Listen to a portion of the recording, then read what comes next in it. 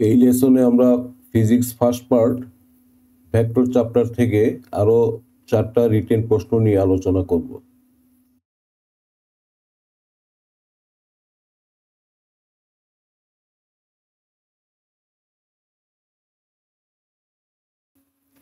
দুটি vector vector B এবং vector এ কে সন্নিহিত বাহু ধরে যে সামান্তরিক তৈরি হবে সেটার ক্ষেত্রফল হবে absolute value of vector B cross vector A অথবা absolute value of vector A cross vector B, একই কথা। কারণ একটা পজিটিভ হলে আরেকটা হবে নেগেটিভ, কিন্তু যেহেতু অ্যাবসলিউট ভ্যালু, এটা সবটার মানেই হবে পজিটিভ।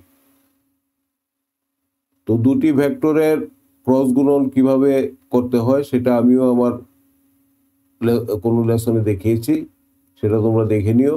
তো বি ক্রস এর সমান দাঁড়ালো শেষ পর্যন্ত -10 i cap + 2 j cap + 6 k cap। এখান থেকে আসবে এরিয়া সমান 11.83 ইউনিট। বইয়ে একটা টেক্সট বইয়েও দেখলাম অঙ্কটা ভুল আছে, উত্তরটা ভুল আছে। এটা এরিয়া দেওয়া আছে এটার অর্ধেক। এটা কি ত্রিভুজের ক্ষেত্রফল চেয়েছে যে এখানে অর্ধেক করা হলো? চেয়েছে তো সামুদ্রিকের ক্ষেত্রফল। যাই হোক, তো এই অঙ্কের দুটি অংশ। পার্ট বিতে বলেছে এই তিনটা ভেক্টর এ বি সি এইটা সমতলীয় কিনা। এখানে একটা ইন্টারেস্টিং ব্যাপার খেয়াল করো। ভেক্টর সি খেয়াল করো, i cap + 2 j cap + k cap। Vector এ খেয়াল করো, 2i + 4j + 2k। তো এখান থেকে 2 কমন নিলে তো এটা হয়ে যায়, অর্থাৎ এ ভেক্টর এ সমান 2 ভেক্টর সি, একই লাইনে থাকবে। ভেক্টর সি এবং ভেক্টর এ একই লাইনে, এইটা শুধু এইটার অর্ধেক। আমার চিত্রের মধ্যেও দেখো এই জিনিসটা ধরা পড়েছে। এই পি কিউ হচ্ছে তোমার ভেক্টর এ, আর এই যে সি দেখো এটার অর্ধেক। এ ভেক্টর এই পুরাটা পি কিউ, আর সি ভেক্টর দেখো এ ভেক্টরের সাথে মিশে আছে অর্ধেক।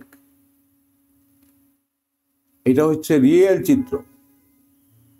ত্রিমাত্রিক ক্ষেত্রে একেবারে রিয়েল চিত্র যা হওয়া উচিত।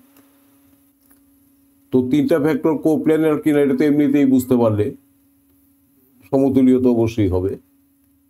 অথচ এটা দেওয়া আছে উত্তরে, তোমাদের টেক্সট বইয়ের উত্তরে, যে সমতুল্য না। অবাক লাগে। তো তিনটা ভেক্টর সমতুল্য কিনা তার কন্ডিশন হচ্ছে এইটা, অর্থাৎ এই দুইটা ভেক্টর, এইটা এইটা কোন ভেক্টর? এটা তো নিজে একটা ভেক্টর। এই ভেক্টরটা হচ্ছে বি এবং সির উপর লম্ব।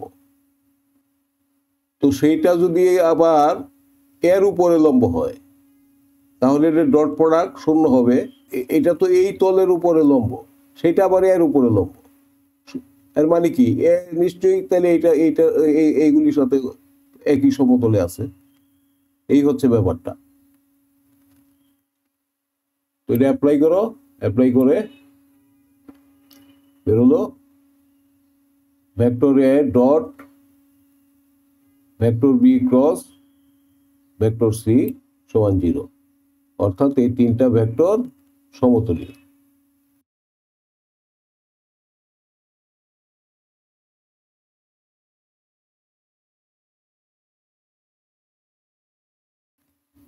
তো একটা ভেক্টর ফিল্ডের ডাইভারজেন্স, কার্ল বলতে আমরা কি বুঝি, এগুলি কিভাবে বের করতে হয় নিশ্চয়ই তোমরা বইয়ে পড়েছো।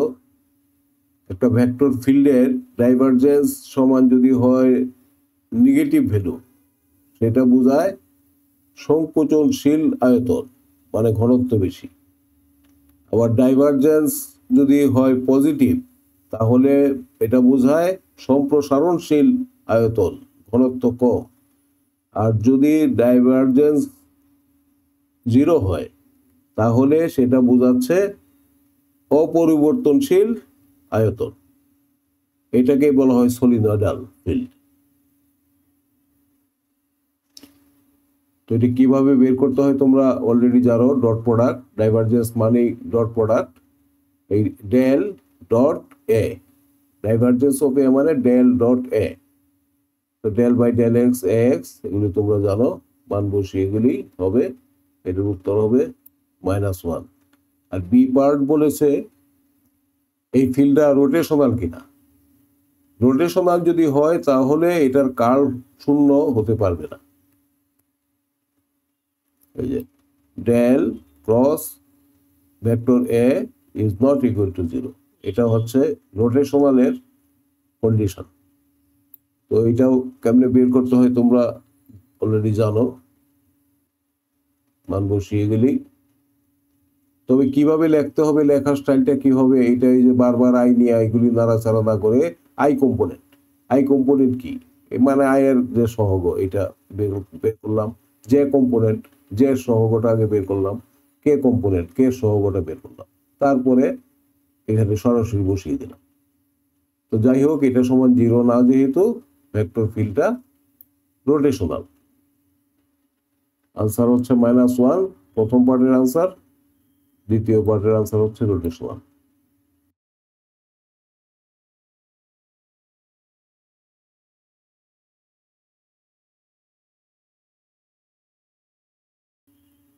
এটা একটা গতানুগতিক অঙ্ক, প্রায়শ আসে। তো প্রবলেমটাতে দেওয়া আছে একটা ভেক্টর ফিল্ড, বলছে এই ভেক্টর ফিল্ডটা সলিনয়েডাল হলে পির মান কত হবে। তো একটা ভেক্টর ফিল্ড যদি সলিনয়েডাল হয় তার ডাইভারজেন্স অবশ্যই হবে 0। তো ডাইভারজেন্স বের করো, তোমরা অলরেডি জানো, ডেল ডট ভেক্টর ভি সমান 0 হবে। এই পার্শিয়াল যে ডেরিভেটিভ গুলি আছে সেগুলি আলাদা আলাদাভাবে বের করি আমরা। Del by del X V X সমান 5, এই যে এখান থেকে। অনুরূপভাবে del by del Y V Y সমান 2p, del by del Z V Z সমান -2। তো এগুলি সব বের করে সমান হবে 0। ভেরি সিম্পল, পি সমান হবে -1.5।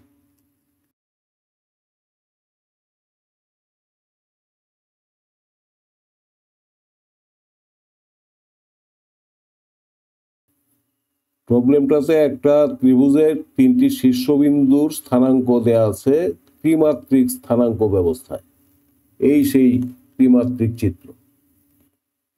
ত্রিমাত্রিক চিত্র আঁকতে গিয়ে তোমরা বেশি সময় নষ্ট করো না, বইয়ে যে সাধারণ দ্বিমাত্রিক চিত্র দেয়া থাকে সেই ধরনের চিত্রই ব্যবহার করো। তবে অ্যাকচুয়াল অবস্থাটা সবসময় আমি দেখাবো ত্রিমাত্রিক স্থানাঙ্ক ব্যবস্থায়। যাই হোক, এই প্রবলেমটাতে দুইটা অংশ, একটা হচ্ছে এ বির দৈর্ঘ্য বের করতে বলেছে, আর একটা হচ্ছে এই ত্রিভুজটা সমকোণী ত্রিভুজ কিনা সেটা চেক করতে বলেছে। তো এ বির দৈর্ঘ্য তো খুবই জানোই তোমরা, 4.58 ইউনিট হবে। আর একটা ত্রিভুজ সমকোণী কিনা সেটা পিথাগোরিয়ান থিওরেম অ্যাপ্লাই করলে বোঝা যাবে। অর্থাৎ সবচেয়ে বড় বাহুটার বর্গ যদি অন্য দুইটি বাহুর বর্গের সমষ্টি সমান হয় তবে ত্রিভুজটা অবশ্যই সমকোণী। অনেকে আবার বোকার মতো অনেক কিছু করে, সেগুলি আবার করতে যাও না। শুধু বড় বাহুটার বর্গ দেখবে অন্য দুইটা বাহুর বর্গের সমষ্টি সমান কিনা, তাহলে এটা একটা সমকোণী ত্রিভুজ, এবং ছোট দুইটা বাহুর ভিতরের কোণটা হবে সমকোণ। এই হচ্ছে ব্যাপার। তো আমরা ও স্কোয়ার আমরা বের করলাম, ও বি স্কোয়ার বের করলাম, এ বি স্কোয়ার বের করলাম। তো এখন সবচেয়ে বড় হচ্ছে 29। 29 কি 21 আর 14 যোগফলের সমান? তা তো না। সুতরাং এই ত্রিভুজটা অবশ্যই সমকোণী ত্রিভুজ না। তো ঠিক আছে, আজকে এই পর্যন্তই। সবাই ভালো থেকো।